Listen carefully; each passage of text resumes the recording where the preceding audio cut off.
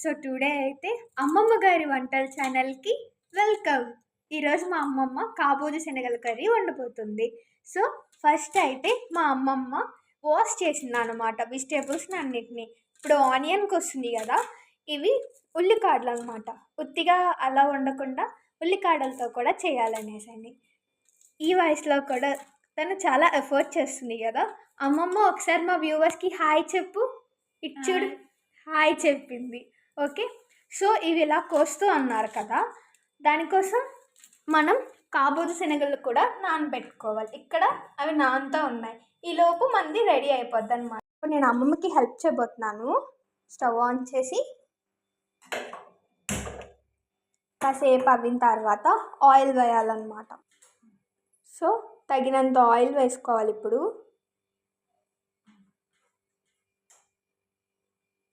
సరిపోద్ది ఇది.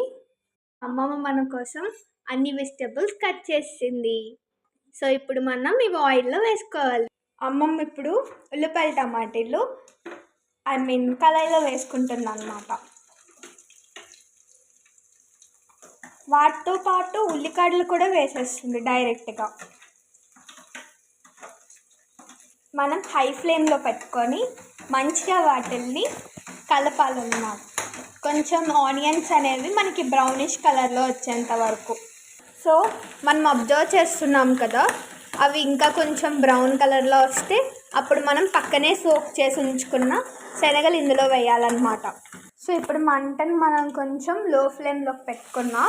ఇప్పుడు మనం కాబూజు శనగలు వేసుకుంటున్నాం అన్నమాట. అందులోని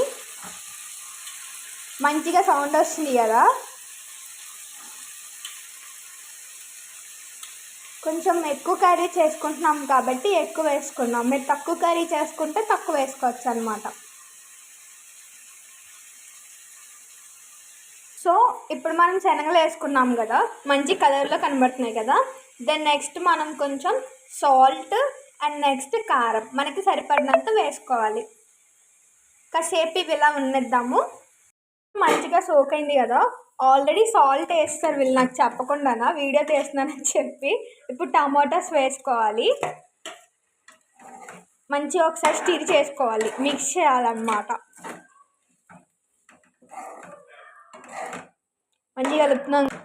మళ్ళీ ఇంకోసారి చెప్పవా ఏమవ్వాలి? బాగా మగ్గాలి. బాగా మగ్గాలంట. సో మనం లిడ్ పెట్టుకొని కాసేపు టీవీ చూసుకొని వచ్చేద్దాం. ఇప్పుడు కారం వేసుకోవాలి. కాసేపు అయ్యాక చూడండి, కారం మనం తగినంత. మా అమ్మ కొంచెం కారం ఎక్కువ తింటుంది, అందుకే కారం ఎక్కువ వేసేస్తున్నారు. అదేవిధంగా ఇప్పుడు నార్మల్గా లిడ్ పెట్టేసుకోవాలి. మనకంటూ ఒక కలర్ వచ్చింది కదా స్టీర్ చేసిన తర్వాత. ఇప్పటి వరకు మంచిగా మగ్గింది. సో మనం ఇప్పుడు కొంచెం వాటర్ వేయాలన్నమాట దానికి తగ్గట్టుగా. ఒక గ్లాస్ ఆఫ్ వాటర్ వేసాము. అక్కడ పక్కనే కట్ చేసుకున్నాం కొరియాండర్ కూడా, ఇందులో గార్నిష్ చేయటానికి మీదన.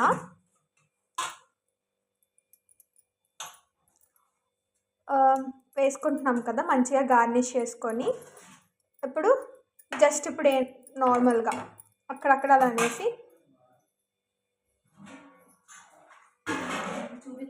సో కర్రీ అనేది ఓవర్ అయిపోయింది.